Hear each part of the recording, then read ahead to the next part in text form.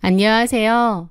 저는 오랜 결혼 생활 동안 가족이라는 이름 아래 제 모든 것을 희생하며 살다가 그 지긋지긋한 민낯에 치를 떨고 모든 관계를 끊어낸 여자입니다.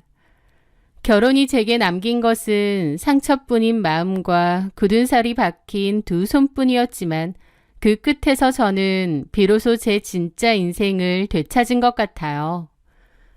저는 젊을 때 친구의 소개로 남편을 만났습니다.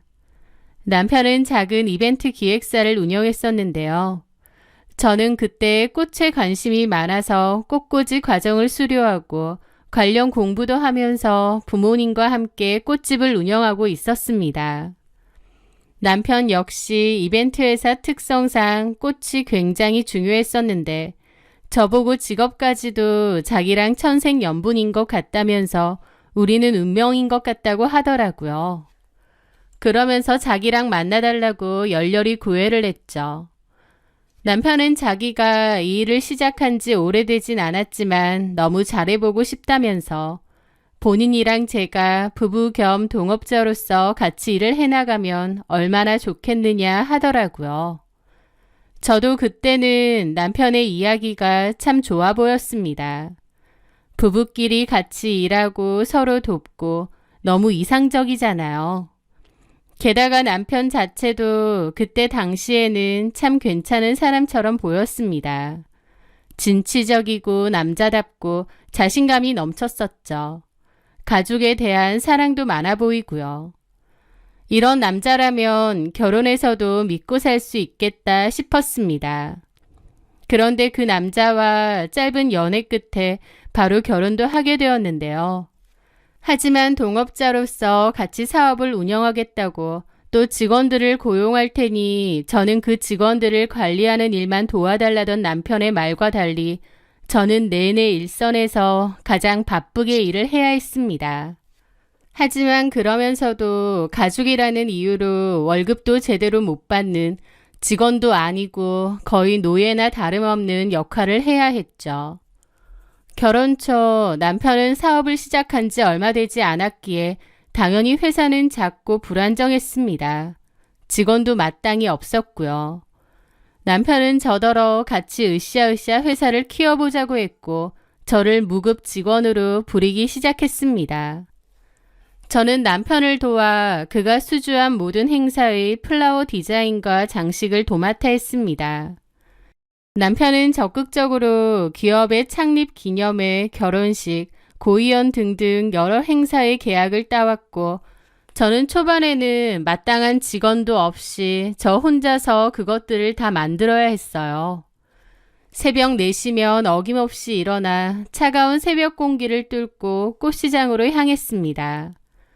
남편이 정해준 빠듯한 예산에 맞추기 위해 상인들과 억척스럽게 가격을 흥정해야 했고 그렇게 가져온 꽃들을 가지고 손바닥만한 작업실로 향해야 했습니다. 그곳은 워낙 좁아서 작업하기도 정말 힘들었죠. 남들은 꽃 만지는 일을 한다고 하면 여성스럽고 예뻐 보인다고도 생각하겠지만 전혀 아니었습니다. 바닥에는 신문지를 깔고 수백 송이의 장미가시를 맨손으로 제거하고 꽃을 컨디셔닝하고 물통을 나르고 딱딱한 플로럴 폼을 자르는 모든 과정은 고된 육체 노동이었거든요. 남편은 자기가 적극적으로 계약을 따와서 우리 사업이 갈수록 번창하는 거라며 거들먹거렸지만 그 뒤에는 밤을 새우며 일을 하는 제가 있었죠. 하지만 그런 노력에도 제 통장에는 월급 한 번 찍히는 일은 없었습니다. 남편에게 제 인건비에 대해서 물어본 적도 있어요. 그런데 제 물음에 남편은 이해할 수 없다는 듯 되묻더라고요. 월급은 무슨 월급이야? 우리 부부잖아. 내 돈이 네 돈이고 네 돈이 내 돈이지. 그리고 결국 다 우리 가족 좋자고 하는 일인데 무슨 따로 월급을 달라는 거야. 당신은 이 사업의 동업자야. 동업자가 무슨 월급을 받아. 직원도 아니고. 참나. 라는 식으로 넘어가곤 했죠. 그런가 싶어서 그냥 저냥 넘어갈 때도 많았는데 나중에 보니 남편에게 저는 아내이자 동업자가 아니라 돈 한 푼 들어가지 않으면서 쇠가 빠지게 일해주는 만만하고도 유용한 도구일 뿐이었더라고요. 게다가 똑같이 밖에서 일을 함에도 집안일이나 자식들 육아도 자연스레 제 몫이 되었습니다. 남편은 계약을 따내기 위해 술자리가 잦았고 가정에는 꽤나 무관심했거든요. 시간이 흘러가면서 남편의 사업이 잘 되며 꽤 안정적으로 변해갔고 그러면서 남편은 옷차림과 차도 바꿨습니다. 얼굴도 번들번들해졌죠. 반면 죽어라 뒤에서 일만 하는 제 손은 점점 거칠어졌고 손톱 밑에는 늘 흙대가 끼어 있었습니다. 남편이 결혼 전 약속했던 여유롭게 꽃 만지고 직원들 부리는 사모님의 삶은 어디에도 없었죠. 그런데 사실 좀 힘들긴 했어도 불행하진 않았습니다. 어쨌든 바쁘게 살았고 점차 형편도 나아졌으니 좋았어요. 다만 결혼 생활에서 저를 좀 힘들게 한 건 시어머니 때문이 컸습니다. 어머님은 제가 손끝이 야무지질 못해서 집안일을 제대로 못한다고 자주 타박하셨고 구박도 많이 하셨거든요. 바깥일도 하면서 집안일까지 다 제 몫이었다 보니 당연히 가정주부보다는 집안일에 소홀할 수밖에 없잖아요. 제가 무슨 슈퍼우먼도 아니고요. 하지만 어머님은 툭 하면 꼬투리를 잡고 무안주듯이 저에게 혼을 잘 내셨죠. 애초에 저를 별로 안 좋아하셨던 것 같기도 하고요. 그런데 그런 구박은 제가 딸을 낳고 부쩍 심해지셨습니다. 제가 첫째 딸을 낳자 어머님은 대놓고 딸을 낳았다고 마음에 안 들어 하시면서 구박을 더 심하게 하셨거든요. 계집애는 살림 미천이라지만 대를 이을 아들만 하겠냐며 당장 아들 낳으라고 하루가 멀다 하고 저를 닥달하고 힘들게 했습니다. 그나마 다행이라면 다행인 게 둘째는 아들을 낳게 되었고 그러면서 어머님의 아들 닥달은 멈추게 되었죠. 그런데 또 문제가 어머님이 너무 대놓고 첫째 딸과 둘째 아들을 차별하시는 거예요. 저희 아들에게는 값비싼 게임기니 옷이니 척척 사주시고 필요한 게 있으면 뭐든 말하라고 하면서 어와둥둥 하셨죠. 반면 저희 첫 딸에게는 그런 선물도 없었고 딸이 뭐 갖고 싶다고 말이라도 하면 어김없이 불호령이 떨어졌습니다. 계집애가 뭔 벌써부터 욕심을 그렇게 부려. 집안 기둥뿌리 뽑을래? 그러면서 저한테도 그러시는 거예요. 너 제 교육 잘 시켜라. 기집애들 허영 부리기 시작하면 골치 아프다. 그럴 돈 있으면 현중이한테나 투자해. 쓰잘데기 없는 계집애들보다 아들한테 한 푼이라도 더 투자하고 가르치는 게 현명한 거다. 라고 하시면서요. 어머님이 심하게 둘을 차별하고 아들만 어와둥둥 했는데 그 때문에 저희 아들은 자기밖에 모르는 아나무인이 되었고 큰딸은 할머니 눈치를 보느라 늘 주눅이 든 채 기가 죽어 살았습니다. 둘 다 저에게는 너무 소중한 자식들인데 어머님 때문에 그렇게 되는 게 얼마나 화가 나고 안타까웠겠나요. 어머님께 좋게도 말해보고 강하게도 말해봤지만 어디서 시어머니한테 이래라 저래라 하느냐며 저한테까지 화를 내고 펄쩍 뛰셨죠. 당연히 남편에게도 얘기했는데 남편은 마치 남의 자식 얘기라도 하는 양 무관심하게 대답하곤 했습니다. 여보, 어머님이 현경이한테 너무 하시는 것 같아. 그리고 현중이도 너무 오냐오냐 하니까 애가 갈수록 버릇이 나빠지잖아. 우리 엄마 옛날 사람이잖아. 아들 귀한 거 당연한 거 아니야? 당신이 이해하고 좀 맞춰드려. 내가 맞추고 말고 할 게 문제가 아니라 현경이가 너무 상처받으니까. 계집애가 뭘 그런 걸로 상처를 받아. 우리같이 밥을 굶겨서 때리기라도 했어. 뜨신 밥 삼시세끼 먹이고 학교 잘만 보내주는데 뭔 상처. 당신이야말로 현경이를 너무 오냐오냐 하는 것 같아. 당신이 몰라서 그래. 어머님이 얼마나 현경이한테는 차갑게 하시는데. 그래서 지금 내 앞에서 우리 엄마 험담이라도 해? 나더러 어쩌라고? 같이 욕해줄까? 그거 원해서 얘기해? 무슨 말을 그렇게 해? 내 말은 당신이라도 어머님께 말씀을 좀 드려라 그거지. 형경이한테 너무 그러지 마시라고. 제 말이 끝나기도 전에 남편은 얼굴까지 시뻘개져서 난리를 치더라고요. 내 앞에서 엄마 욕하니까 좋아? 평생 그렇게 사신 분인데 내가 뭘 어떻게 말해줄까? 앞으로 손녀 눈치라도 보시라고 해? 여보, 내 말은 나한테 그딴 거 시키지 마. 그렇게 힘들고 우리 엄마 마음에 안 들 것 같으면 그럼 이혼해. 그럼 되겠네. 뭐라고? 이혼? 그의 입에서 이혼이라는 단어는 너무나 쉽게 튀어나왔습니다. 저는 가족이라는 이름으로 많은 것을 참고 희생하며 견디고 살아왔잖아요.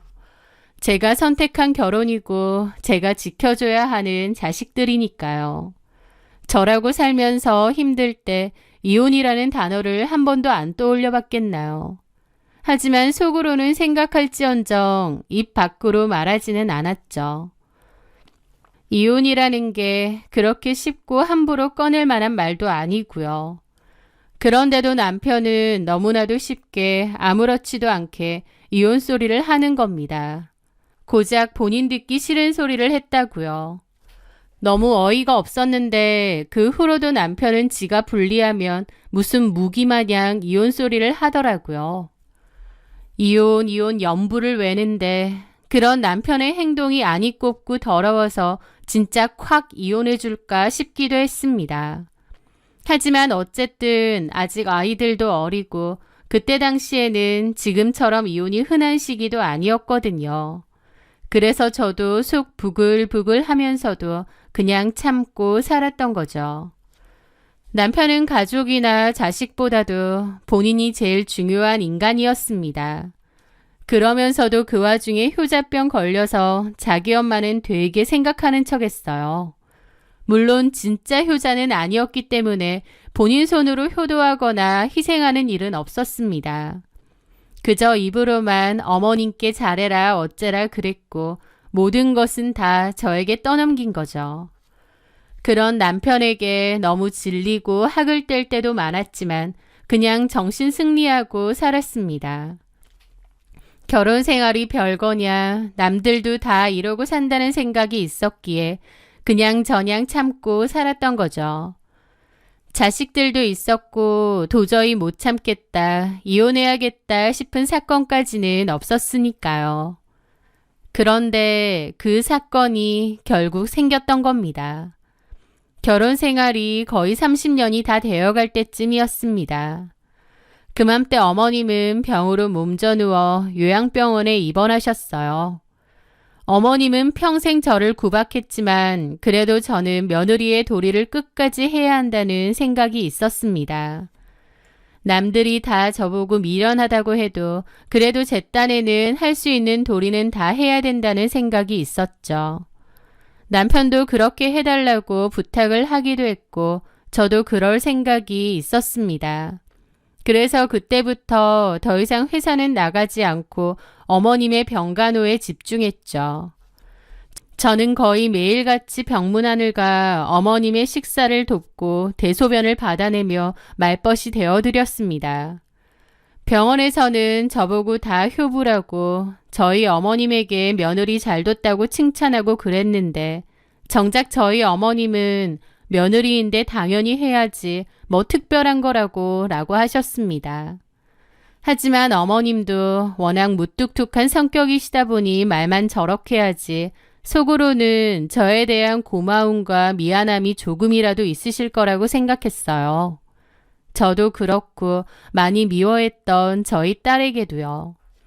그렇게 믿고 있었는데 물론 그것도 나중에 보니 전혀 아니었습니다. 어쨌든 그날은 어머님이 집에서 뭐 가져다 달라고 한 게 있어서 어머님 댁으로 갔을 때였습니다. 물건도 찾을 겸 어머님의 방도 좀 정리하고 있었죠.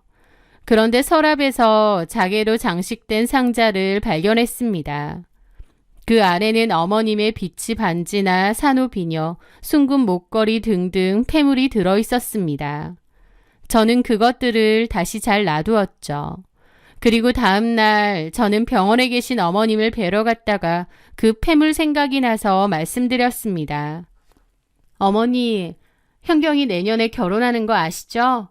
그래도 명색이 큰 손녀인데 현경이한테 선물 좀 해주실 거예요? 선물? 네, 어제 어머님이 가져다 달라고 하신 물건 찾으러 어머님 댁 갔거든요.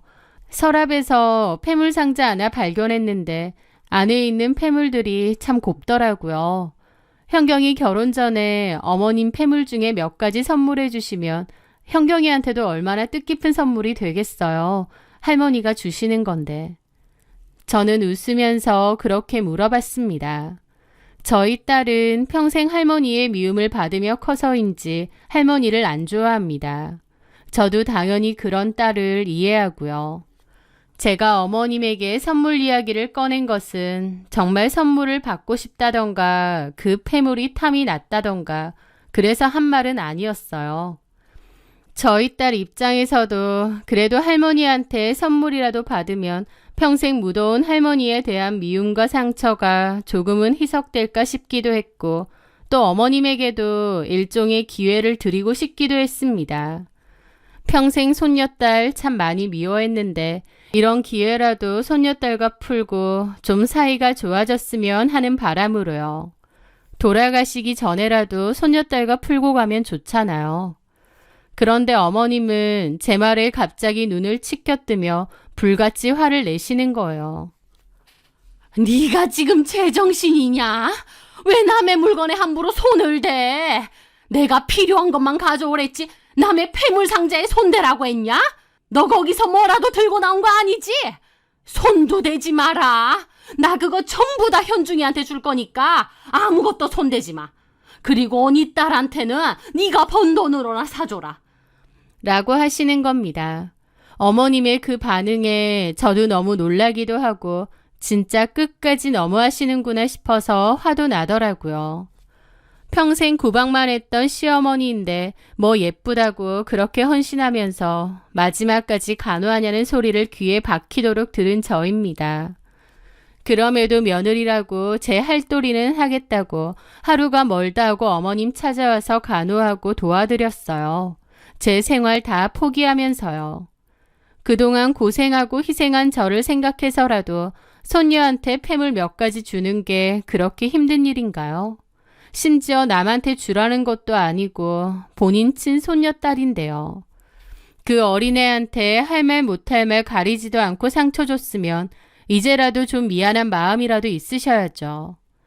제 딴에는 어머님이 연세도 많으시고 건강 상태도 많이 좋지 않으셨기 때문에 돌아가시기 전에 그 폐물들이라도 딸한테 선물하고 관계를 조금이라도 풀고 가셔라. 그래야 어머님도 마음이 편하지 않겠냐 그런 뜻이었습니다. 죽을 때 폐물 싸들고 갈 것도 아니니 결혼 앞둔 손녀한테 선물하면 얼마나 좋겠나요. 그런데 어머님은 펄쩍펄쩍 뛰면서 그럴 생각 없다고 그리고 그 폐물들은 저희 아들한테 줄 거니 손도 대지 말라고 하시는 거예요. 평생을 헌신한 저와 상처만 줬던 제 딸에 대한 어머님의 마음은 조금도 변하지 않았구나. 진짜 조금도 미안해하는 게 없는 거구나 라는 것을 뼈저리게 느끼는 순간이었습니다. 그 일 이후로 저도 어머님에 대한 생각을 좀 달리 했어요. 어머님에 대한 실망이 너무 컸기도 하고 또 한편으론 어머님이 저러시는데 내가 뭐 때문에 어머님한테 이렇게까지 헌신해야 되나 싶은 생각도 있었거든요. 저 예뻐하고 좋아해 주신 분도 아닌데 다 의미 없게 느껴졌죠. 물론 남편하고 계속 살 거라면 어머님도 외면할 수는 없는 처지였습니다. 하지만 저런 식으로 생각하시는 걸 보니 저도 어머님에 대한 정이 너무 떨어지더라고요. 그럼에도 어머님의 병간호를 계속했던 건 어머님의 상태가 그리 좋지 못해서였습니다.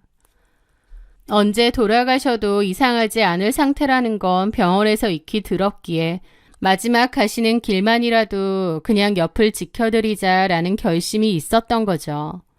하지만요, 결국 그 결심마저도 지켜지지 못했습니다. 제가 포기했냐고요? 아니요. 남편놈이 제 결심을 시원하게 걷어찼죠. 그맘때 남편의 행동은 부쩍 수상하고 이상했습니다. 안 하던 짓을 막 하더라고요. 갑자기 값비싼 향수를 사와서 뿌리질 않나, 평소에는 잘 입지도 않는 몸에 붙는 셔츠를 사입질 않나, 피부 관리에 몸 관리까지 외모에 신경 쓰기 시작했습니다. 클라이언트 미팅이라는 핑계로 잦은 저녁 약속이 생겼고 제게 사소한 일로 짜증을 내며 꼬투리를 잡으려 하더라고요. 저는 남편에게 여자가 생겼음을 직감했습니다. 남편의 행동은 의심을 안 할래야 안 할 수가 없었어요. 그러던 어느 날 늦게까지 일을 해야 한다는 남편의 말이 의심스러워 차를 몰고 남편의 사무실 앞에서 기다렸습니다. 그런데 아무리 기다려도 남편은 나오지 않더라고요. 결국 포기하고 집으로 왔는데 남편이 제 미행 사실을 알고 있는 겁니다. 그리고선 저를 조롱하듯이 말하는 거예요. 사무실 앞에서 나 지켜보고 있었지. 왜 그러냐? 나이 들어서 의부증 환자 됐어? 바쁘게 일하는 사람 그렇게 의심이나 하고 잘하는 짓이다. 그럴 시간 있으면 우리 엄마 간호해놔도 신경 써. 라는 거예요. 기가 막혔죠. 남편은 저를 자기 엄마 간병이나 해주는 사람 취급하면서 모욕을 주더라고요. 이 모든 상황을 지켜보던 딸이 저한테 얘기를 했습니다. 엄마, 요즘 아빠 때문에 많이 힘들지? 아니야, 그런 거. 나한테는 다 솔직하게 말해도 돼, 엄마. 괜찮아. 그리고 너도 내년에 결혼해야 되고 신경 쓸 거 많은데 엄마 아빠 일까지 신경 쓸 필요 없어. 엄마가 이렇게 힘들어하는데 내가 어떻게 마음 편하게 결혼을 하겠어. 내가 엄마 도와줄게. 결국 저는 딸에게 모든 것을 다 털어놓았습니다. 아빠에게 여자가 생긴 것 같고 의심이 가는데 증거를 잡기 힘들다고요. 딸은 저 대신해서 인터넷으로 이것저것 열심히 찾더라고요. 그러더니 저보고 유료로 돈을 내는 스파이 어플을 알아온 겁니다. 가격이 상당히 비싸긴 한데 폰을 깔아두면 그 사람이 사용하는 통화 내용, 문자, 폰 사용 내역이 다 제 메일로 들어오는 방식이더라고요. 저는 가격이 얼마든 간에 제 눈으로 증거를 확인해야겠다고 생각했고 딸은 남편 몰래 그 어플을 깔았습니다. 그 어플은 일반적으로 인터넷에서 다운로드 받아서 쓰는 게 아니라 암암리의 판매자로부터 어플 파일을 메일로 전달받아서 핸드폰에 직접 설치해야 한다고 하더라고요. 너무 복잡하고 어려웠는데 저희 딸이 알아서 해주었습니다. 하여튼 그렇게 긴가민가 하면서 깔게 되었는데 제 생각 이상으로 효과는 확실했고 결국 저는 남편의 추악한 진실과 마주하게 되었습니다. 남편이 통화하는 모든 내용은 다 녹음이 되어 저에게 전달이 되었는데 제 예상대로 역시나 상간녀가 있더라고요. 그리고 그 둘의 관계는 제 생각 이상으로 깊고 심각했습니다. 저랑 이혼도 안 했는데 지들끼리 재혼이 어쩌고 할 정도로요. 그 여자의 정체는 대화로 유추를 해보니 알 수 있었습니다. 남편이 행사를 진행할 때 자주 부르는 행사 전문 MC였거든요. 남편 회사와 일을 자주 하다가 눈이 맞은 것 같더군요. 녹음된 통화 내용 속에서 남편은 상간녀에게 저를 험담했습니다. 억척스럽고 둔하고 여자 같지도 않다고. 자기는 잘 꾸미고 예쁘고 나이 들어서도 이성적인 느낌이 나는 여자가 좋다면서 상간녀를 보고 설레네, 자기 마음을 뛰게 하네 등등 별 연병을 다 떨고 있었습니다. 평생 자기 회사를 위해서 뒤에서 묵묵히 헌신하고 노력하고 자식들 키워주고 자기 어머니까지 보살펴 주었는데 그런 저에게 고마움은커녕 오히려 저를 무시하고 경멸해하는 남편의 진심을 듣자 마음이 무너지더라고요. 내가 평생 뭘 했나 싶기도 하고요. 남편이나 어머님이 그래도 내 고생을 알아주겠거니 했는데 전혀 아니었습니다. 완벽한 제 착각이었죠.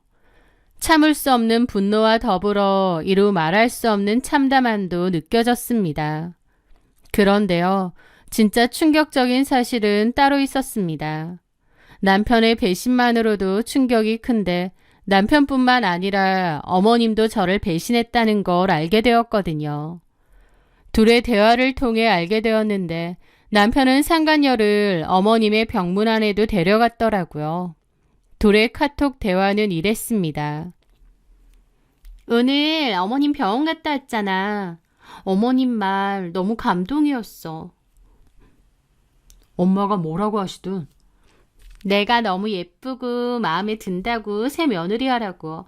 그러면서 나한테 아끼시던 팸을 주셨잖아. 너무 감동.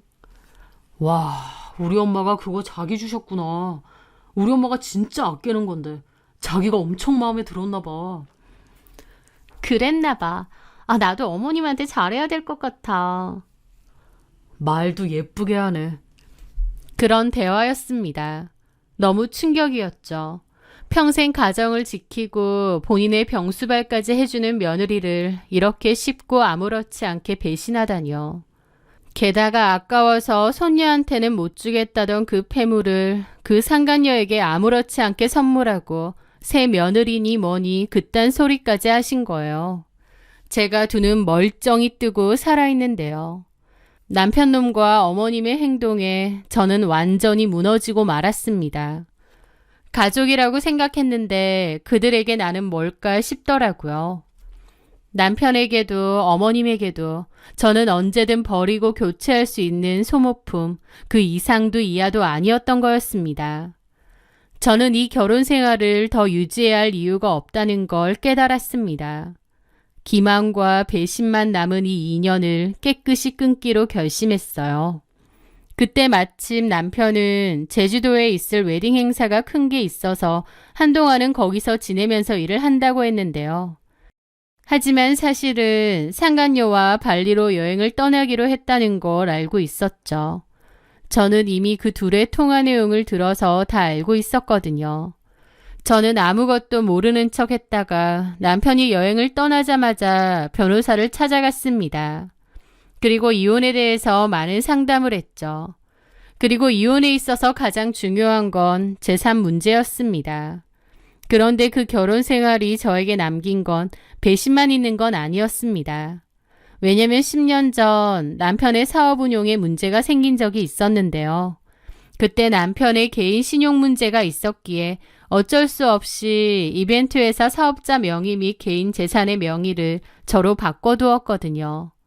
그때는 그냥 서류상으로 그렇게 한 거였는데 이제 와서 보니 저에게는 너무나도 중요한 신의 한 수가 되었습니다. 저는 법적으로 그 회사의 대표였으니까요. 그리고 저희 집도 제 명의였는데 지체 없이 부동산에 금매로 내놓았습니다. 시세보다 워낙 저렴했기에 내놓자마자 연락이 많이 왔고 저는 제일 빨리 거래를 할 수 있는 사람에게 판다고 했어요. 그렇게 빨리 집을 정리하고 제 짐을 챙겨 딸의 집으로 옮겼으며 남편의 가구와 짐은 전부 물품 보관 창고에 보관했습니다. 마지막으로 어머님의 병원 원무과에 전화했습니다. 오늘부터 어머님의 보호자 연락처를 아들로 변경해 주라고. 나는 이혼할 거라서 더 이상 관련이 없다고 밝혔죠. 상간녀와 발리에서 신나는 시간을 보내려고 했던 남편놈은 병원에서 전화를 받았는지 바로 전화를 하더라고요. 병원에서 보호자가 바뀌었다니 어쨌느니 하고 아무도 병원에 안 왔다는데 어떻게 된 거냐고요. 저는 코웃음 치며 그랬죠. 네 엄마 병원이니까 앞으로 네가 가. 뭐라고? 당신 미쳤어? 미친 건 너지. 상간녀랑 발리 가서 노니까 신나. 너는 그러고 다니면서 왜 나더러 네 엄마를 보라는 거야?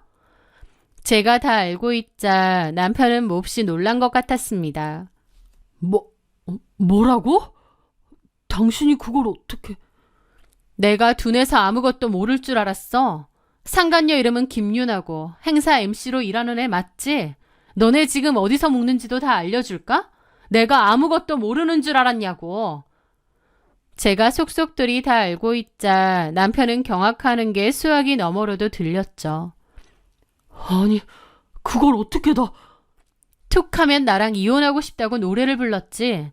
좋아, 이혼해줄게. 근데 이건 알아야 할 거야. 집이고 회사고 다 내 명인 거 알지? 내 거니까 내가 알아서 할게. 평생 당신 밑에서 개고생하고 당신 엄마 병수바 들고 이제 배신까지 당했는데 이 정도는 내가 다 해야 되는 거 아니야? 저는 그 말을 끝으로 전화를 끊었습니다. 그리고 다음 날 저는 남편의 짐가방들을 끌고 어머님의 병실을 찾아갔습니다. 어머님은 저를 보자마자 왜 며칠 동안 나타나지도 않느냐고 난리를 치더라고요. 상간녀한테 새 며느리니 어쩌고 하고 나한테 저러는 걸 보는데 와, 그나마 남아있는 마음마저도 싸그리 없어졌습니다. 저는 남편의 짐을 침대 옆에 내려놓았습니다. 저한테 왜 그러세요? 똑똑하고 예쁜 새 며느리도 생기셨으면서. 제 말에 어머님도 당황하더라고요. 뭐라고? 어머님 아들 바람 피우는 거 알면서 그 상간녀한테 어머님 그 아끼던 폐물까지 주셨다면서요. 그 여자가 그렇게 마음에 드셨어요? 마음에 드신다고 하니 그 여자 원하는 대로 새 며느리 맞이해서 같이 사세요. 간호도 그 여자한테 해달라고 하시고요. 제가 마지막으로 한 말씀 드릴게요. 어머니, 인생 그렇게 살지 마세요. 그렇게 사시다간 어머님 곁에 아무도 안 남습니다. 제 말에 어머님은 얼굴이 뻘개져서 아무 대꾸도 하지 못하셨죠. 저는 그렇게 그곳을 빠져나왔습니다. 남편은 제 전화를 받고 식겁해서 한국으로 다시 날아온 모양인데 이미 제가 집도 팔아버린 후였죠. 남편은 누구 맘대로 집을 파느냐며 난리를 쳤고 그때부터 이혼 소송 및 재산 반환 소송도 시작되었습니다. 더불어 저는 남편과 상간녀의 통화 녹취를 증거로 상간소송도 함께 진행했는데 남편은 그때까지도 제가 어떻게 그 증거들을 다 모을 수 있었는지 아예 모르더라고요. 제가 지폰에 그런 걸 깔아놨을 거라곤 꿈에도 생각 못하겠죠. 저는 이혼소송 진행되는 중간에도 계속 남편의 통화 내용과 카톡 등을 지켜봤는데요. 남편이 집도 회사도 다 날아갈 위기에 처해 있는 데다 상간소송까지 당하니 그 상간녀의 태도도 180도 달라지더라고요. 돈 때문에 저희 남편한테 접근한 모양인데 남편이 개털될 상황에 빠지니 바로 본색 드러나는 거였죠. 그래서 어떡할 생각인데? 알아서 마누라 잘 정리하고 나랑 새 시작한다며. 근데 이게 뭐야? 집도 와이프가 팔아버리고 회사도 그 여자 명의였다며. 당신 완전 개털인 거잖아. 그런 걸 어떻게 다 속일 수가 있어? 누가 누굴 속여? 나도 미치겠는데. 아니, 집이며 회사며 다 와이프 명의였으면 그것부터 다시 되찾고 나한테 재혼이니 뭐니 했어야 되는 거 아니야? 그런 기본적인 것도 안 하고 뭐 했어? 하려고 했는데 와이프가 눈치챈 줄 알았냐고. 이게 다 네가 눈치 없이 아무 때나 연락해대니까 그런 거 아니야. 뭐라고? 보고 싶네 어쩌네 하면서 연락해달라고 할 땐 언제고. 이제 와서. 그리고 나 상간소송 당했던데 이거 어떻게 할 거야? 어떻게 할 거냐고. 입 좀 다물어. 가뜩이나 머리 아픈데 어디서 땡땡거리고 지랄이야. 뭐? 지랄? 너 말 다 했어 이 새끼야? 그래. 대가리에 든 것도 없이 얼굴 다 뜯어고쳐가지고 그나마 성격이라도 순하고 착한 것 같아서 만났더니 이게 네 본성이냐? 너야말로 머릿속도 없고 배 튀어나온 다 늙은 아저씨 주제. 그나마 회사라도 운영하고 돈이라도 있는 줄 알았더니 지 손에 아무것도 없는 거지 새끼 아니야. 뭐라고? 하면서 서로 쌍욕을 퍼부으며 싸우더라고요. 그들의 추악한 다툼은 그 후로도 계속되었습니다. 서로 운명이니 빨리 재혼하고 싶니 어쩌니 했는데 이렇게 막장으로 싸워가면서 빨리 파토가 날 줄 몰랐어요. 자기들끼리 지지고 볶고 알아서 잘 싸우더라고요. 게다가 제가 없으니 남편은 시어머니 병수발도 나몰라라 하는 것 같았습니다. 그렇게 효자인 척 하더니 이런 상황이 되니까 바로 자기 엄마부터 모른 척 하는 거죠. 병원에서는 저한테도 연락을 한번 했습니다. 어머님은 뒤늦게서야 절절히 후회하면서 우리 며느리한테 연락 좀 해달라 그랬다고 하더라고요. 게다가 어머님 상태가 안 좋아서 보호자가 와 있어야 된다고요. 하지만 저는 그분하고는 아무런 관계도 아니니 다시는 이 번호로 연락 말라 그의 아들에게 전화해라고 하고 단호히 끊었습니다. 전처럼 극진한 보살핌도 없고 아들도 관심이 없었죠. 이혼하고 반년 정도 뒤에 돌아가셨다는 얘기는 들었는데 그 와중에도 남편은 안 와서 어머님 혼자서 쓸쓸히 생을 마감하셨다고 하더군요. 누굴 탓하겠나요? 어머님이 그렇게 자초한 것을요. 그리고 저는 기나긴 이혼과 상간소송에서 모두 승소하여 위조료를 받아내고 끝을 냈습니다. 집 판돈과 회사 정리자금에 대해서는 어쩔 수 없이 일부 재산 분할이 이루어지기도 했어요. 하지만 제 지분을 상당히 인정받았기에 남편도 회사를 거의 날린 거나 다름없었고 또 그들에게 제대로 골탕을 먹인 것만으로도 너무 통쾌했습니다. 남편과 상간녀는 완전 원수지간이 된 것 같았고 업계에서 불륜 관련 소문까지 쫙 돌아서 다시 일하는 것이 쉬운 일이 아니겠더라고요. 저는 남편과 깨끗이 이혼을 한 뒤 모든 것이 정리되고 나서 작은 꽃집을 차렸습니다. 이제 제 손은 더 이상 누군가를 위한 희생을 하는 손이 아니라 저를 위해서 행복을 피워내는 도구로 쓰고 싶었거든요. 한때 너무 고되게 일을 해서 꽃을 보는 것조차도 스트레스를 받을 때가 있었는데 이혼 후 저의 가게를 꾸려가며 제가 원해서 일을 하게 되니 더할 나위 없이 행복하고 좋더라고요. 평생을 남편과 시어머니를 위해 희생하며 살았지만 돌아온 것은 끔찍한 배신이었습니다. 가족이라는 이유로 그 많은 희생을 했는데 결국 그 희생이 무의미했다는 걸 깨달은 순간 너무 가슴 아팠죠. 너무 화가 나고 씁쓸하기도 한데 또 어떻게 생각해보면 그런 시절이 있었기에 지금의 저도 있고 또 지금의 삶을 더 행복하고 감사하게 여길 수 있는 게 아닌가 싶어요. 그리고 그 누구보다 든든하게 제 편이 되어주는 저희 딸도 있고요. 제 딸은 저와 달리 자신의 주장을 명확히 말할 수 있고 아니다 싶을 때 과감하게 끊어낼 줄도 아는 그런 현명하고도 용기 있는 결혼 생활을 하길 바랍니다. 저희 딸은 야무지고 똑똑해서 잘 해내지 않을까 싶고 저도 많이 응원해주고 싶어요. 적지 않은 나이지만 새롭게 제 삶이 시작된다고 생각하고 밝고 씩씩하게 잘 살아가 보렵니다. 제 사연 들어주셔서 감사합니다.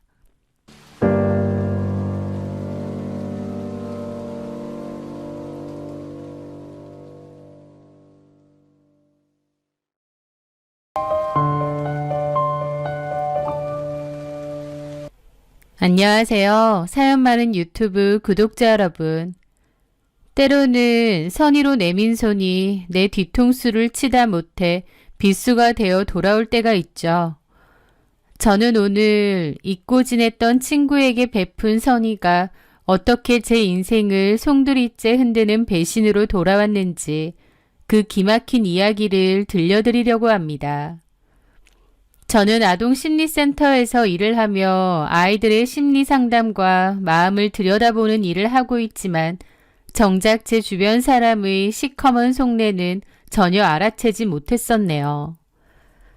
저는 남편과 함께 평범하지만 행복한 가정을 꾸리고 있다고 믿었던 30대 여자입니다. 결혼한 지는 5년째였고 아이는 없었어요.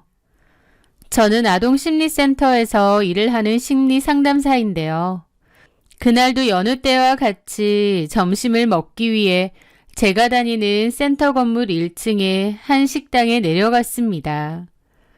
자주는 안 가는 곳인데 바빠서 얼른 식사를 하고 올라오려고 간 곳이었죠. 그렇게 같이 간 동료와 자리를 잡고 메뉴판을 보고 있는데 분주하게 손님들을 맞이하던 직원 중 유난히 눈에 익은 얼굴이 보였습니다. 처음엔 스치듯이 봤다가 설마 하는 마음에 다시 한번 자세히 쳐다봤죠. 알고 보니 제 친구더라고요. 제 고등학교 동창이었던 최선미였죠. 선미는 고등학교 시절 저와 꽤나 살갑게 지냈던 친구였습니다. 웃음도 많고 활기찼던 아이였습니다.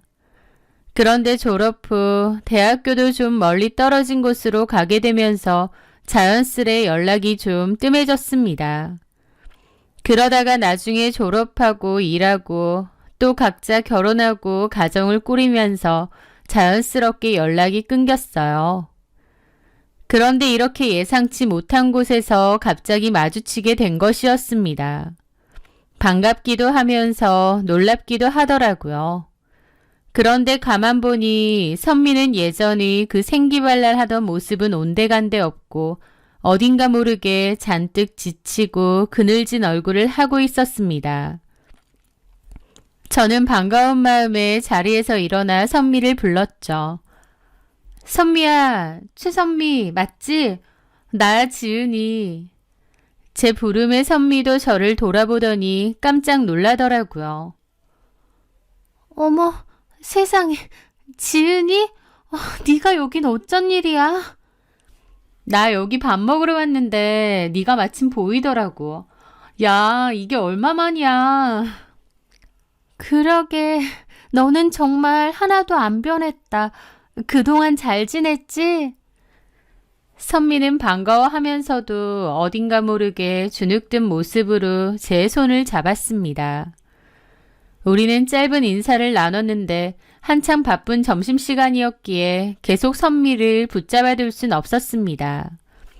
나중에 꼭 다시 만나자는 약속과 함께 서로의 연락처를 교환했죠. 그리고 며칠 뒤 저희는 근처 카페에서 만나 지난 회포를 풀었습니다. 선미는 그동안의 삶이 결코 순탄치 않았다고 눈물을 글썽이며 자신의 이야기를 털어놓기 시작했죠. 지은아, 나 정말 하루하루가 지옥 같았어. 시집살이가 얼마나 혹독했는지 넌 상상도 못할 거야.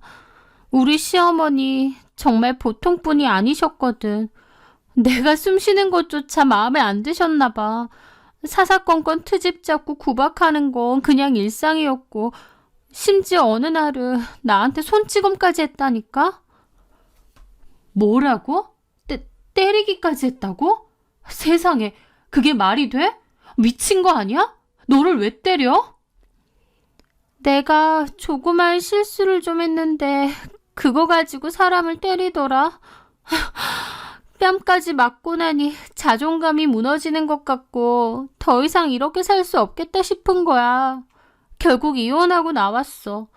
너무 지겨워서 위자료고 재산 분할이고 뭐고 다 필요 없고 그냥 몸만 나온 거지. 애는 없었고? 제 물음에 선미의 얼굴이 좀 어두워지더라고요. 실은 딸 하나 있어. 놓고 나왔지 뭐. 일단 나라도 살아야겠더라고. 그리고 뭐 시어머니가 선녀라고는 껌뻑 죽으니까 어련히 나 대신해서 잘 안 키워줄까 싶고. 아, 그렇구나.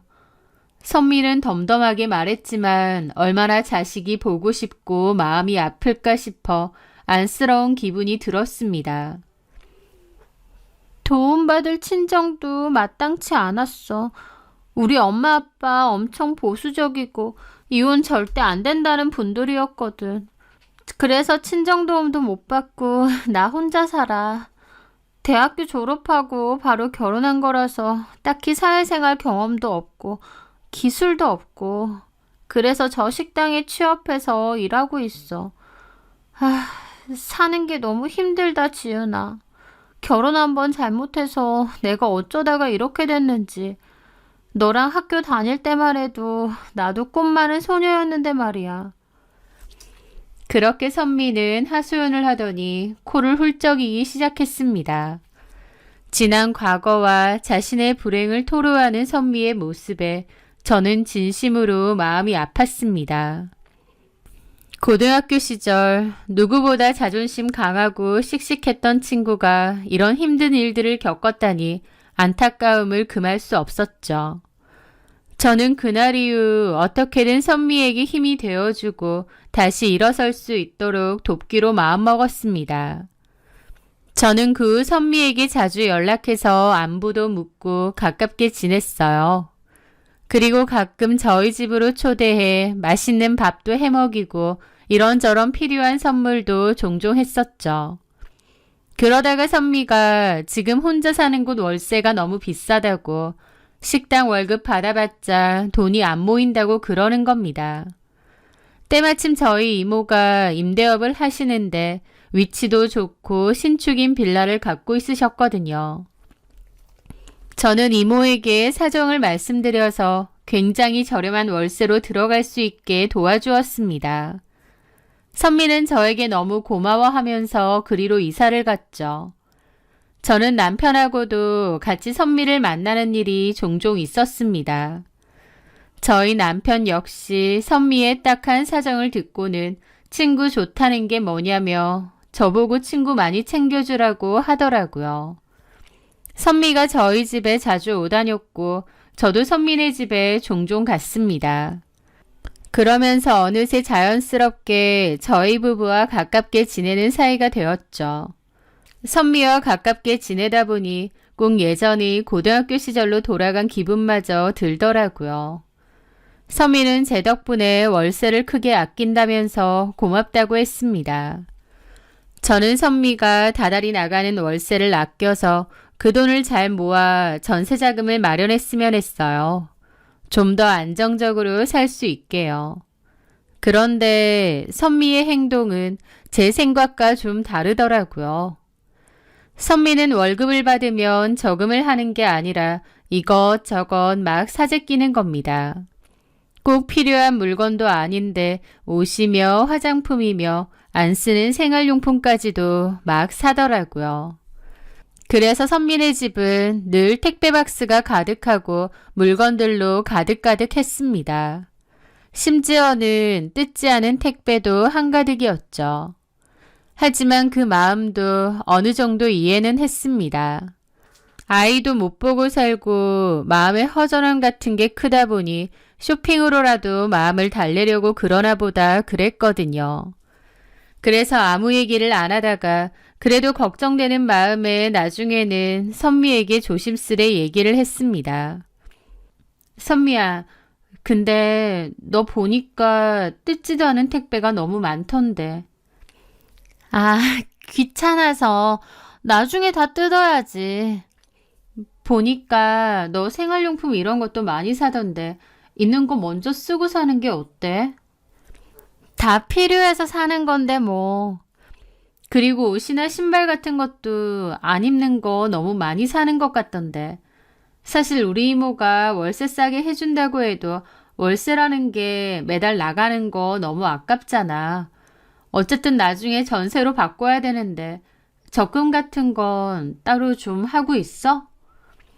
제 딴에는 좀 조심스럽게 물어봤는데 선미는 기분 상해 하는 것 같더라고요. 적금은 안 하는데 해야지. 내가 알아서 할게. 그래서 저도 더 이상은 얘기하지 않았습니다. 아무리 친구라고 해도 이 정도 얘기하면 됐지 더 얘기하면 안 될 것 같아서요. 하여튼 좀 이해 안 되는 부분도 있으면서 또 한편으론 이해가 되기도 하고 안쓰럽기도 하고 그런 기분이었습니다. 그렇게 가깝게 지내던 어느 날이었어요. 저는 문득 좋은 생각이 떠올랐습니다. 남편의 지인 중에 고영석 씨라는 선배분이 있었는데요. 동네에서 큰 고깃집을 2개나 운영하세요. 그분이 인품이 굉장히 좋았습니다. 들어보니 결혼하고 여자 쪽 문제로 1년도 안 돼서 이혼을 했다고 했는데 고깃집이 워낙 잘 됐기 때문에 능력도 있고 돈도 잘 벌었죠. 무엇보다 성격이 정말 온화하고 수도분해서 좋았습니다. 저도 남편 때문에 몇 번 보고 그분 가게에서 식사도 여러 번 했는데 성격이 참 좋으시더라고요. 주변 사람들에게 평판도 너무 좋고요. 저는 상처받은 선미와 마음 따뜻한 영석 씨가 서로에게 좋은 인연이 되어 새로운 시작을 할 수 있지 않을까 싶었습니다. 선미야, 혹시 괜찮으면 내가 정말 좋은 사람 한 명 소개해 줄까? 내 남편보다 3살 많은데 젠틀하고 괜찮은 분이야. 이혼 경력이 있긴 한데 1년도 안 살았다고 하더라고. 그리고 들어보니 이혼 자체도 여자 쪽 문제가 좀 컸고. 동네에서 큰 고깃집 운영하시는데 최근에 2호점도 냈어. 능력도 좋으셔. 제 제안에 선미는 내가 무슨 나는 애도 있고 자격 없어 라며 망설이는 듯 했습니다. 하지만 한 번쯤 만나보는 건 나쁘지 않을 것 같았어요. 영석 씨도 괜찮다고 했고요. 그래서 제가 다시 물어보니 선미는 네가 그렇게까지 말한다면 한번 만나볼게. 날 신경 써줘서 고마워 지은아. 라더군요. 그렇게 저는 주선자가 되어 두 사람의 소개팅 날짜를 잡았습니다. 그리고 시간이 흘러 소개팅 당일이 되었죠. 그런데 선미가 영석 씨랑 단둘이 만나기는 너무 긴장되고 어색하다며 간곡하게 부탁하는 바람에 남편과 저까지 넷이서 함께 만나 가벼운 저녁 식사를 하기로 했습니다. 그런데 정말 공교롭게도 약속 당일날 센터에 급한 일이 생긴 겁니다. 제가 바로 가봐야 하는 일이었죠. 저는 갑자기 약속에서 빠지게 된 게 미안했기에 어쩔 수 없이 남편에게 혼자라도 가서 두 사람이 어색하지 않게 자리를 좀 지켜달라고 부탁했습니다. 정말 못 가는 거야? 아휴, 어떡하냐? 알았어. 그럼 나 혼자라도 가서 두 사람 어색하지 않게 분위기 좀 잘 띄워주고 최대한 빨리 돌아올게. 걱정 말고 일 잘 봐. 그렇게 남편만 약속 장소로 향하게 되었습니다. 저는 늦게라도 어떻게든 합류하려고 했지만 센터 일이 예상보다 훨씬 길어지는 바람에 결국 그날 모임에는 참석하지 못했습니다. 남편에게 어떻게 됐냐고 문자를 보냈지만 답장은 오지 않더라고요. 그런데 그날 밤 저는 다소 황당한 광경을 목격해야 했습니다. 자정이 훌쩍 넘은 시간 술 냄새를 풍기며 현관문을 열고 들어온 남편의 등에는 최선미가 힘없이 축 늘어진 채 엎여 있는 것이 아니겠어요? 저는 너무나 놀라 소리쳤습니다. 어머, 이게 다 무슨 일이야? 선미는 왜 이렇게 술에 취한 거야? 남편은 일단 좀 눕히겠다고 했고 저는 저희 침대에다 눕히라고 했습니다. 땀 흘리며 나오는 남편에게 이게 다 어떻게 된 일인지 물어봤죠. 여보, 이게 다 어떻게 된 거야? 아휴, 오늘 소개팅은 완전 꽝이었나 봐. 영석이 형이랑 선미 씨랑 첫 만남부터 영 안 맞는 것 같더라고. 분위기도 썰렁하고 서로 영 마음에 안 드는 눈치야. 그래서 그랬는지 선미 씨가 속상한 마음에 초저녁부터 술을 많이 마시더라고. 그러다가 나중에는 아주 그냥 뻗어버렸지 뭐야. 영석이 형은 먼저 갔고 선미 씨 혼자 택시 태워 보낼 수가 없어서 그냥 업고 왔어. 집도 어딘지 모르겠고. 나한테 전화해서 물어보지. 에이, 아무리 그래도 여자 혼자 사는 집인데 내가 선미 씨를 데리고 들어가? 그건 좀 아니지. 가만 생각해보니 남편 말도 맞더라고요. 그렇긴 하네. 여기로 데리고 온 건 잘했어. 남편은 그렇게 한바탕 설명을 하고는 땀을 너무 흘렸다며 좀 씻는다고 하더라고요. 소개팅이 잘 안 됐다니 안타까운 마음이 들었지만 아무리 그래도 제 남편이 선미를 등에 업고 집에 들어온 것은 솔직히 말해서 기분이 영 찜찜하고 불쾌했습니다. 하지만 술에 취해 곤히 잠든 선미를 보니 차마 뭐라고 따져 물을 수도 없는 노릇이었죠. 어쩔 수 없는 상황이기도 했고요. 그렇게 다음날 아침 일어난 선미에게 따뜻한 꿀물을 주었습니다. 선미는 숙취 때문인지 잔뜩 찌푸린 얼굴로 미안해 지은아. 내가 어제 너무 추태를 부렸지? 라며 멋쩍게 고개를 숙이더라고요. 괜찮아. 소개팅은 잘 안 됐다며? 인연이 아닌가 봐. 그랬나 보다. 두 사람이 생각보다 안 맞았구나 생각하며 그날의 일은 그렇게 해프닝으로 지나갔습니다. 그런데 그 일이 있고 난 후 남편과 선미는 왠지 모르게 서로를 어색하게 대하며 거리를 두는 것처럼 보이더라고요. 자연스레 예전처럼 스스럼 없이 저희 집에 드나들지도 않았고 셋이 함께 만나는 일도 없어졌죠. 저는 남편이 그날 밤의 일 때문에 괜한 오해를 사지 않기 위해 선미와 의식적으로 거리를 두며 적절하게 처신하는 것이라고 생각했습니다. 그리고 오히려 그런 남편의 태도에 안심하며 제 찜찜했던 기분도 털어버리려 애썼죠. 하지만 그 모든 것이 제 눈을 속이기 위한 그들의 치밀하고도 역겨운 연극이었다는 것을 깨닫는 데는 그리 오랜 시간이 걸리지 않았습니다. 어느 맑고 화창한 주말 아침이었습니다. 남편이 오랜만에 고등학교 동창들과 함께 북한산으로 등산을 간다며 아침 일찍부터 부산을 떨며 집을 나섰습니다. 남편은 한 번씩 친구들과 낚시나 등산, 축구를 가곤 했거든요. 남편은 등산복을 쫙 빼입고 등산할 끈을 고쳐매고 커다란 배낭까지 매더라고요. 친구들이랑 오랜만에 회포 좀 풀고 올게. 저녁 늦게 들어올 테니 기다리지 마. 현관문을 나서는 그의 뒷모습은 너무나 자연스러웠습니다. 그런데 남편이 집을 나가고 얼마 지나지 않아 저는 거실 식탁 위에 놓인 작은 선물꾸러미 하나를 발견했습니다. 같이 등산을 간다는 남편의 친구 하나가 얼마 전 등남을 했다기에 제가 아기 옷을 하나 사놨거든요. 꼭 들고 가라고 했는데 남편이 고스란히 놓고 간 거죠. 저는 내가 꼭 챙겨가렸는데 이걸 놓고 갔네 생각하며 그 선물을 챙겨 나갔습니다. 아직 남편이 출발하지 않았을 거라 생각하고요. 1층의 아파트 야외주차장으로 허겁지겁 내려갔는데 다행히 아직 출발하지 않은 남편의 차가 눈에 들어왔습니다.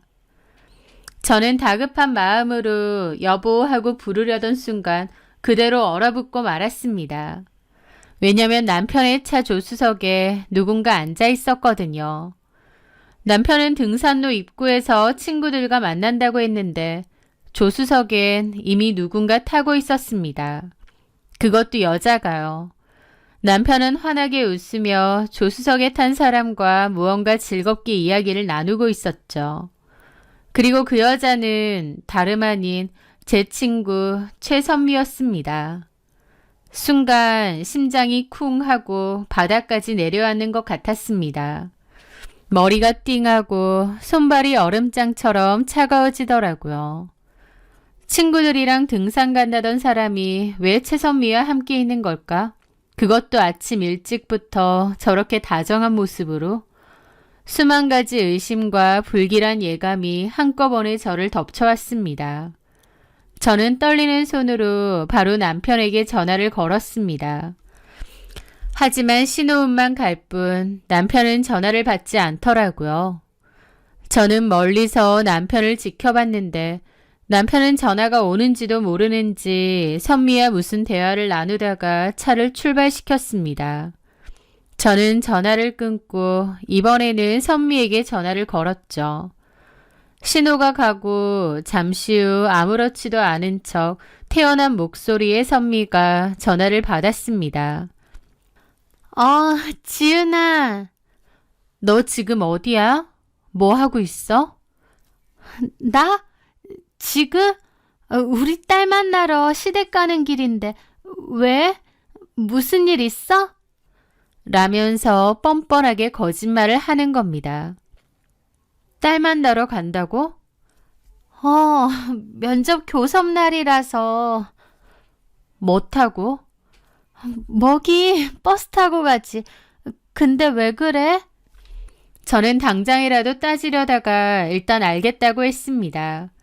제 말에 선미는 하는 짧은 대답 소리만 내뱉고는 황급히 전화를 끊어버리더라고요. 저는 그 자리에 망연자실 서 있을 수밖에 없었습니다. 그날 내내 남편과 선미에 대해서 생각하게 되었습니다. 두 사람이 도대체 언제부터? 그런데 아무리 생각할수록 그 소개팅 날 남편이 선미를 업고 온 게 걸리더라고요. 그래서 고민 끝에 저는 남편의 선배이자 그날 소개팅 상대였던 영석 씨에게 전화를 걸었습니다. 안녕하세요, 영석 씨. 아, 재수 씨 안녕하세요. 바쁘신데 전화 건 거 아니죠? 뭐 여쭤볼 게 있어서요. 예, 뭔데요? 얼마 전에 제 친구랑 소개팅 하셨잖아요. 아, 예. 영석 씨는 소개팅이라는 말에 별로 반응이 좋지 않더라고요. 그날 잘 안 됐다고 하더니 분위기가 많이 별로였나 보다 싶었죠. 그날 별일 있었나요, 혹시? 무슨 별일이요? 친구가 그날 속상해서 술을 좀 많이 마셨다고 하던데. 속상해요? 그 친구분이요? 왜요? 두 분이서 잘 안 돼서 그런 거 아닌가요? 그 말에 영석 씨는 좀 황당해 하더라고요. 글쎄요. 그 친구분은 별로 속상해 보이지 않고 기분 좋아 보이시던데. 저 그냥 없던 일로 하고 지나가려고 했는데 전화 주셨으니까 일단 말씀드릴게요. 솔직히 친구분이요. 최선미 씨. 소개팅 매너가 너무 없으시더라고요. 네? 노골적으로 저보고 나이보다 많아 보인다고 하고 키도 작아 보인다고 하질 않나. 하여튼 제가 마음에 안 드는 티를 너무 내는 겁니다. 네? 선미가요? 예, 저도 최선미 씨 조건은 다 들었는데 솔직히 성격 좋고 열심히 사는 사람이다 그래서 한번 만나보려고 했던 거거든요. 근데 막상 만나보니 좀 게다가 제가 진짜 기분 나빴던 건요. 어쨌든 저랑 최선미 씨 소개팅이잖아요. 그렇죠. 그런데 왜 저보다 경준이랑 더 얘기를 많이 하고 술 마시고 그러는 건지. 경준이는 제 남편의 이름입니다. 저는 영석 씨의 말에 황당함이 느껴지더라고요. 그게 무슨 저희 남편이랑요? 예, 둘이서만 술 마시고 대화하고 제가 거기 있는데 투명인간 된 것 같고 내가 여기 뭐하러 왔나 싶은 거예요. 기분도 나쁘고 그래서 좀 앉아있다가 일 핑계로 그냥 나왔죠. 일찍 나오신 거예요? 예, 6시인가 봤는데 제가 9시도 안 돼서 그냥 나왔을 겁니다. 기분도 좀 나쁘고 경준이한테도 좀 서운하더라고요. 사람 불러다가 뭐 하는 건지 싶고. 그리고요, 제가 이런 말까진 좀 그런데 경준이랑 최선미 씨 되게 친하더라고요. 원래 그렇게 둘이서 친합니까? 둘이서 친해요? 영석 씨가 하는 말은 다 제가 처음 듣는 상황들이었습니다. 저는 그 두 사람이 따로 친하다는 생각을 한 적도 없고 그래 보이지도 않았어요. 게다가 영석 씨는 9시도 안 돼서 그 자리에서 나왔다뇨. 영석 씨가 나올 때 선미는 별로 취하지도 않았다고 하고요. 그러면 자정까지 제 남편하고 선미 둘이서 술을 마시면서 그렇게 취했다는 거잖아요. 그 모든 상황이 기가 막히고 경악스럽더라고요. 소개팅이 잘 안 된 게 아니라 애초에 선미는 영석 씨보다 제 남편에게 더 관심이 있었던 거였습니다. 그러면서 제 남편 차를 타고 가던 최선미의 모습이 겹치는 겁니다. 아, 그 두 사람 뭔가 있구나 확실히 알겠더라고요. 황당하고 참담한 기분을 억누르고 저는 뭘 어떻게 해야 할까 고민했습니다. 머릿속이 복잡하더라고요. 내 남편이랑 내 친구가 이런 이야기는 정말 TV에서나 봤던 이야기였어요. 나한테도 이런 일이 일어나는구나 황당하더라고요. 저는 그날 집으로 온 남편에게 최대한 티를 내지 않았습니다. 그리고 남편이 잠든 사이 몰래 남편 차의 블랙박스 SD카드를 몰래 빼내어 왔죠. 차에 들고 갔던 노트북에 그 카드를 연결했습니다. 그리고 그 안에는 끔찍하고도 역겨운 진실이 고스란히 담겨 있었죠. 블랙박스에는 그날 아침 남편과 선미가 나누는 은밀하고도 추잡한 대화들이 가득했습니다. 그리고 제가 전화를 걸었을 때 당황하며 변명을 하는 것도 찍혀 있고 전화 끊고 나서 허둥거리는 목소리도 다 찍혀 있었죠. 얘 뭐야? 왜? 전화 건 거 누군데? 누구야 누구긴 네 와이프지. 어디냐고 전화 왔어. 혹시 우릴 봤나? 에이, 뭘 봐. 아까 집에 있었는데. 자기한테는 전화 안 왔어? 잠깐만. 나한테도 왔네? 이것 봐. 우리 본 거 아니야? 아닐 거야. 나중에 전화해 볼게. 걸려서 나 머리채 잡히는 건 아니겠지? 에이, 무슨. 만약에 걸리면 자기는 누구 편 들 거야? 강진 편 들 거야? 자기 편 들어야지. 확실해? 그럼. 지금 내가 사랑하는 사람은 강지은이 아니고 자기잖아. 대답 좋네. 합격. 나 잘했어? 나중에 침대에서도 예뻐해 줄 거야? 그래. 근데 우리 언제까지 이래야 돼? 자기 언제 지은이한테 이혼하자고 할 거야? 조만간 얘기해야지. 근데 나 가만 보면 강지은 좀 짜증나고 재수없어. 왜? 내가 이혼하고 이꼬라지 됐다고 나 동정하는 것 같아서 기분 더러울 때 많아. 저번엔 나더러 월세 아껴줬으니까 그거 아껴서 전세금 마련하래. 지가 뭔데 나한테 이래라 저래라야? 그렇게 말을 해? 내가 이렇게 됐다고 지가 우월감 느끼는 거지. 지도 곧 이혼녀 될 거면서. 내가 지 남편 차지한 거 보면 어떤 표정 지을지 그 꼬라지가 궁금하다. 걱정돼서 그랬겠지. 뭔 걱정. 내 앞에서 네 와이프 역성 들어? 아니야, 그런 건. 내 앞에서 강지은 역성 들지 마. 알았어. 그리고 그때 소개해준 남자 말이야. 영석 씨. 영석이 형. 아무리 돈 많다고 해도 키도 작고 배 나온 아저씨를 소개해주냐? 지은이 걔 진짜 웃겨. 내가 이혼녀니까 그냥 그런 남자랑 소개팅해도 된다 그거야? 영석이 형 괜찮은 사람이긴 해. 돈도 많고 성격도 좋고. 그래서? 그럼 나 그 남자랑 만날까? 안 되지. 내가 있는데. 하여튼 강지은 진짜 웃기다니까. 그러면 뭐해. 지 남편은 내가 꽉 잡고 있는데. 맞지? 맞아. 난 자기 거지.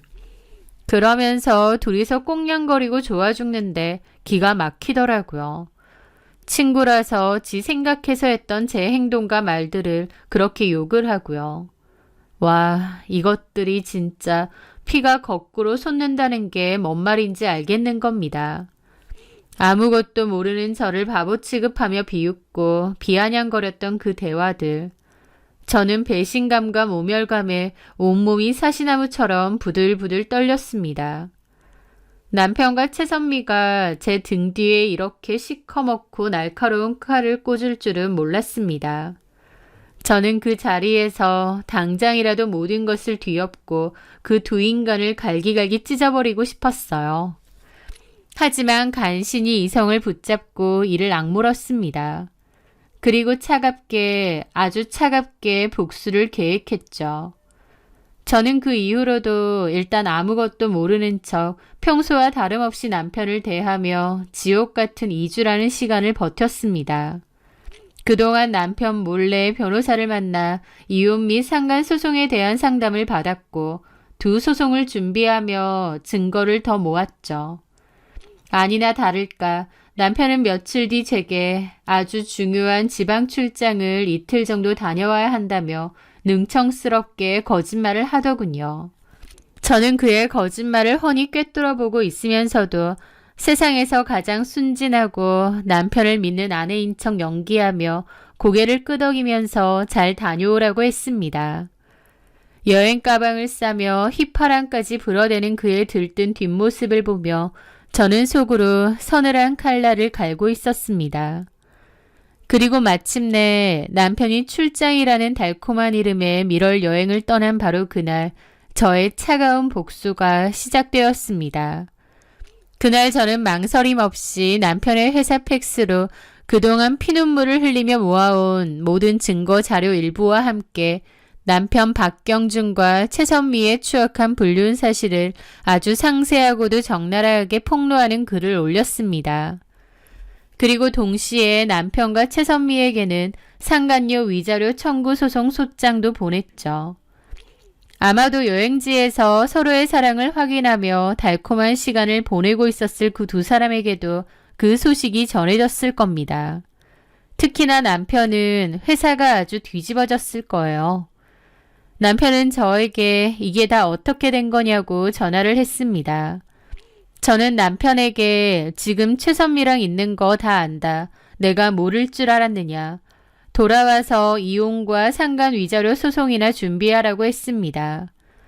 선미도 상간소송 소장을 확인하고는 자기가 이런 돈이 어딨느냐, 다 오해다, 한 번만 봐달라며 매달렸습니다. 하지만 저는 지극히 냉정한 목소리로 대답했죠. 친구로서 내가 너한테 베푼 선의를 너는 이런 식으로 되갚니? 선미야, 네가 나이가 몇인데 뒷일 생각도 안 하고 이런 짓을 벌이니? 용서는 무슨 위자료 똑바로 내놓고 저 쓰레기 같은 인간 네가 가지든지 말든지 마음대로 해. 라고요. 그리고 모든 일은 제가 계획했던 대로 일산천리로 진행되었습니다. 남편은 회사에 분란을 일으켰기에 정직이라는 중징계를 받았고 불륜 사실이 사내에 쫙 퍼지면서 결국 견디지 못하고 스스로 사표를 던졌습니다. 저는 이혼 소송을 시작했고 다툼은 좀 있었지만 결론적으로 저는 승소했고 위자료도 받아내게 되었습니다. 최선미 역시 상간녀 소송에서 패소하여 저에게 위자료를 물어주게 되었고요. 복수와 이혼은 성공했지만 이혼을 하고 나서도 한동안은 사람에 대한 깊은 배신감과 인간적인 환멸감 때문에 정말 힘들었습니다. 아무도 믿을 수 없었고 세상 모든 것이 잿빛으로 보였죠. 하지만 곁에서 묵묵히 저를 지지해 주신 부모님과 남동생 덕분에 저는 조금씩 힘을 내게 되었습니다. 이혼 후 들은 소식으로는 그 두 사람은 결국 함께 살림을 차렸다고 하더군요.